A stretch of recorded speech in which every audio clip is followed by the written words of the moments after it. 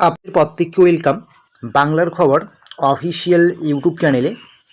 তো আপনারা দেখতে পাচ্ছেন এই মুহূর্তে আমরা যুবশ্রী প্রকল্পের অফিসিয়াল ওয়েবসাইটে আছি।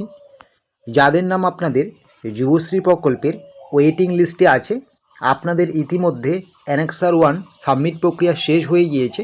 এবার কিন্তু আপনাদের জমা করতে হবে 9 তারিখ থেকে, অর্থাৎ কালকে থেকে 13 তারিখের মধ্যে সংশ্লিষ্ট এমপ্লয়মেন্ট অ্যাকশনস অফিসে ভ্যালিডেশনের জন্য আপনার প্রয়োজনীয় কাগজপত্র জমা করতে হবে। তো আপনারা কিন্তু যখন অ্যানেক্সার 1 সাবমিট করেছেন সেটা প্রিন্ট আউট খুব সহজে নিতে পারছেন।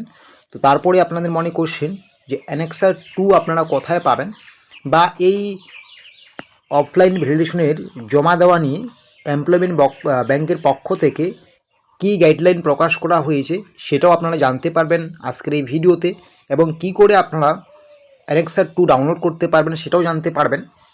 তার আগে অবশ্যই আপনাদের আমি বলবো, আপনারা যদি আমাদের এই বাংলার খবর অফিসিয়াল ইউটিউব চ্যানেলে নতুন হয়ে থাকেন অবশ্যই চ্যানেলটি সাবস্ক্রাইব করতে ভুলবেন না, এবং আপনাদেরকে নিয়ে আমাদের যে বাংলার খবর অফিসিয়াল ফেসবুক পেজ রয়েছে অন স্ক্রিন দেখতেই পাচ্ছেন, অবশ্যই আপনারা আমাদের বাংলার খবর অফিসিয়াল ফেসবুক পেজে যুক্ত হয়ে যাবেন।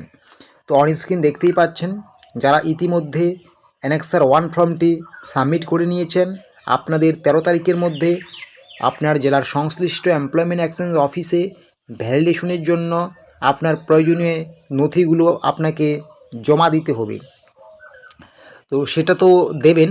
তো সেই দেওয়ার আগে সবার প্রথমে আপনাদের যেটা জানতে হবে যে আপনাদের অ্যানেক্সার 2 ফর্মটি কোথায় পাওয়া যাবে। এখানে কি লেখা আছে, আবেদনপত্রের অ্যানেক্সার 2 ফর্মটি এমপ্লয়মেন্ট ব্যাংকের অফিসিয়াল ওয়েবসাইটের যুবশ্রী সাব মেনুতে পাওয়া যাবে। তো এটা আপনারা কী করে ডাউনলোড করবেন সেটার প্রসেস আমি দেখাচ্ছি।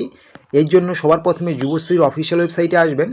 এখানে আসার পরে একটা এখানে একটা জিনিস দেখতে পারবেন, এখানে লেখা রয়েছে দেখতেই পাচ্ছেন, এখানে একটা অপশন আছে যুবশ্রী, এবং এখানে কিন্তু হাইলাইট করছে, ঠিক আছে, এই যুবশ্রী। তবে এখানে কিন্তু অপশনটা এই মুহূর্তে ঠিকঠাক কাজ করছে না। যখনই আপনি যুবশ্রীতে ক্লিক করবেন, ক্লিক করার সঙ্গে সঙ্গে আপনার কিন্তু এই যে এখানে সমস্ত নোটিশগুলো আসছে কিন্তু কোনো কারণে কাজ করছে না। আমি যখনই ক্লিক করব, ক্লিক করার সঙ্গে সঙ্গে দেখতে পাচ্ছেন এই যে নোটিশগুলো আসছে আবার চলে যাচ্ছে, ঠিক আছে। আমি আরেকবার ক্লিক করছি,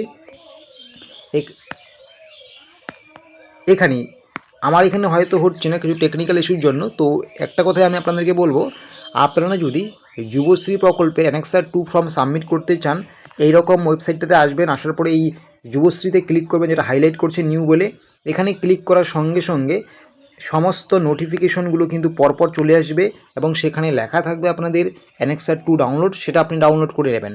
তাহলে বুঝতে পারছেন কী করে আপনারা অ্যানেক্সার 2 ডাউনলোড করবেন।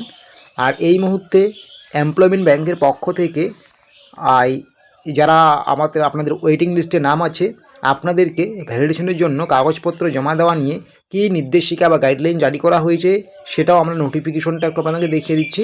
তো অন স্ক্রিন কী বলা হচ্ছে দেখে নিন। যুবশ্রী প্রকল্পের প্রতীক্ষা তালিকা বা ওয়েটিং লিস্ট যে অফিসিয়াল নোটিফিকেশনটা জারি করা হয়েছে সেটা আপনারা একটু পড়ে নেবেন। কী বলা হচ্ছে আমরা আপনাদেরকে শোনাচ্ছি। যুবশ্রী প্রকল্পের কী বলা হয়েছে, যুবশ্রী প্রকল্পের প্রথম প্রতীক্ষা তালিকায় যাদের নাম অন্তর্ভুক্ত হয়েছে তারা অনলাইনে অ্যানেক্সার 1 জমা করতে পারবেন নির্ধারিত সময়ের মধ্যে, যেটা আমরা আপনাদের জানিয়ে দিয়েছিলাম।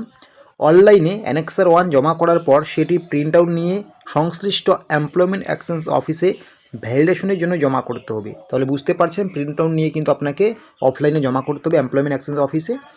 এখানে আরেকটা কথা বলা হয়েছে, অ্যানেক্সার 1 এর সঙ্গে প্রিন্ট আউটের সঙ্গে অ্যানেক্সার 2 ফর্ম জমা করতে হবে, যেটা আমি বলে দিলাম যুবশ্রীর সাবমেনু থেকে ডাউনলোড করতে হবে। ভ্যালিডেশনের জন্য অ্যানেক্সার 1 অ্যানেক্সার 2 এর সঙ্গে আবার ব্যাংকের পাসবুকের ফার্স্ট পেজ এবং সংশ্লিষ্ট কপি এমপ্লয়মেন্ট অ্যাকশন অফিসে জমা করতে হবে, যেটা বাধ্যতামূলক। এবং অবশ্যই আধার কার্ড, আপনার প্রয়োজনীয় ডকুমেন্টস আপনাকে জমা করতে হবে।